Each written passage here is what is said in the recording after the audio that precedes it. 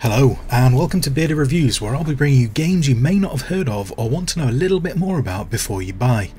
Today we'll be taking a look at the demo for Xenonauts 2, kindly provided to me by the publisher Hooded Horse.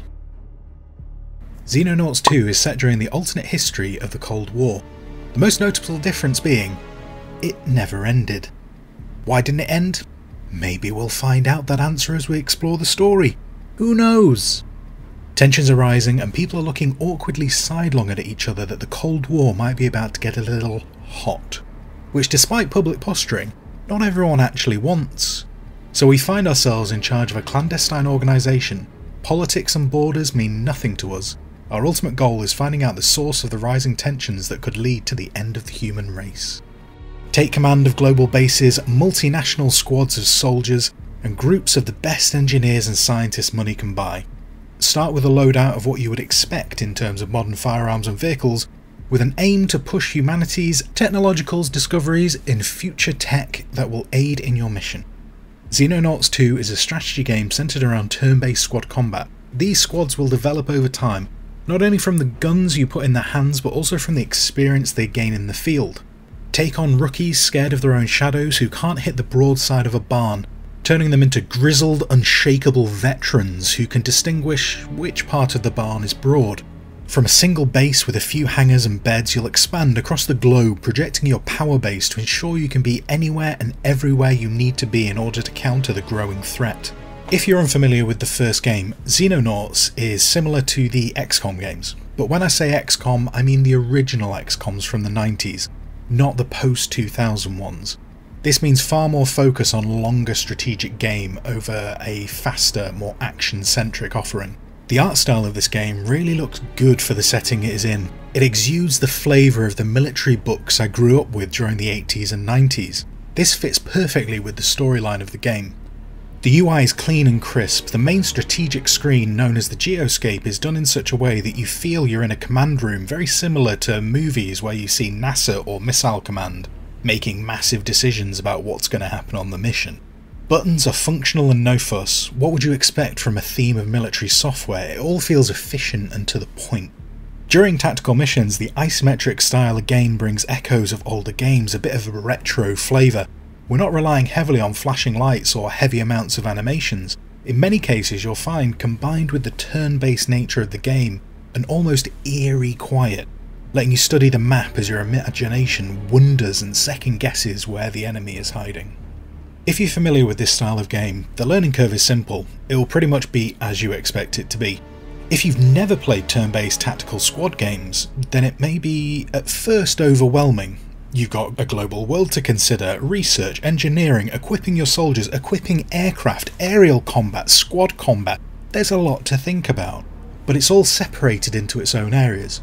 And while later in the game all areas may demand their fair amount of your attention, at the beginning everything is set up in such a way as to allow you to get to grips with the controls. There will be a full tutorial though for the uninitiated, so that you don't get lost in which button throws the grenade at the enemy opposed to dropping it at your feet. If you like grand strategy, developing your forces to make them better, and if you like a game that you know is going to take hours opposed to something you pick up for half an hour, then this will tick boxes for you. I've played this type of game for the last 30 years, way back when UFO Defense, formerly known as Enemy Unknown in the UK, came out on the Amiga. I really like that Xenonauts plays into the older style of these games.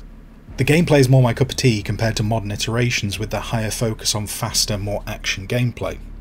I really like developing a squad who can barely hold a rifle, afraid that the moment they see the enemy will panic.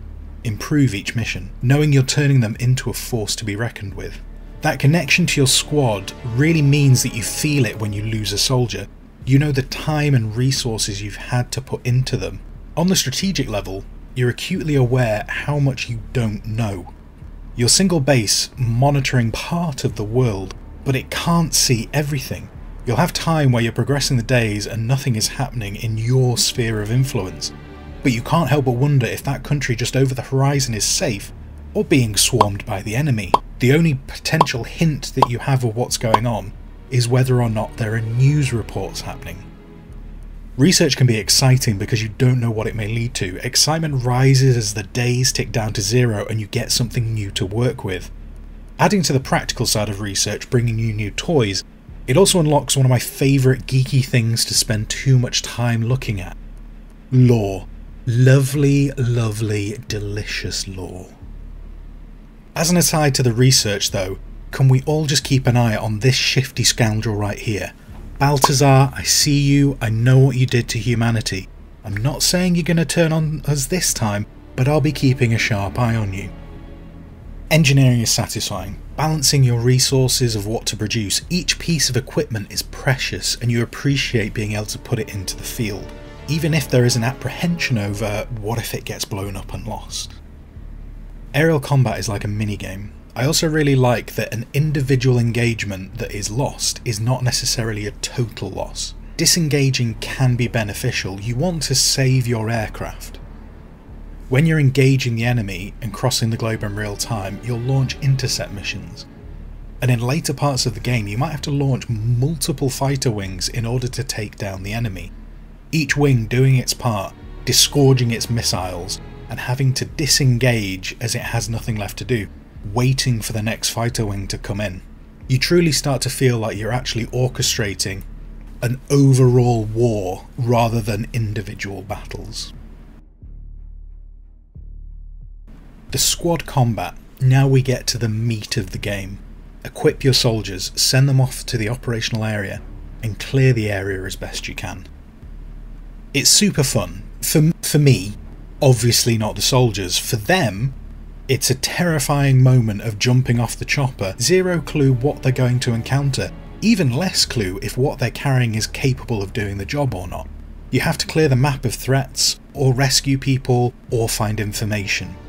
With no clue where any of this is, terrain, buildings, vehicles and civilians all have to be accounted for. You can't just level the map with explosives. Well, I mean, you could. You can do this because you can do whatever you want, but you are trying to save the world, not reduce it to rubble. Enemies will employ tactics to stop you.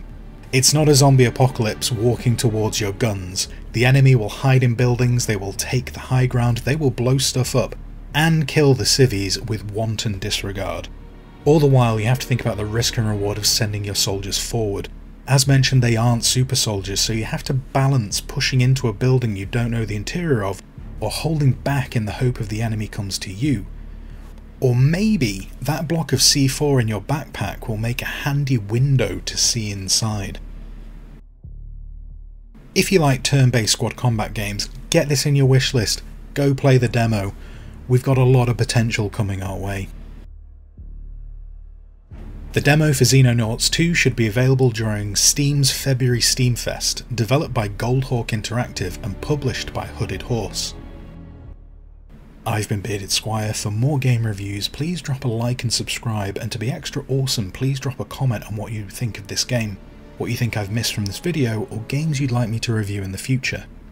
Thanks for watching, and whatever you choose to do with the rest of your day, I hope you have a fantastic time. And until I see you, until then, goodbye.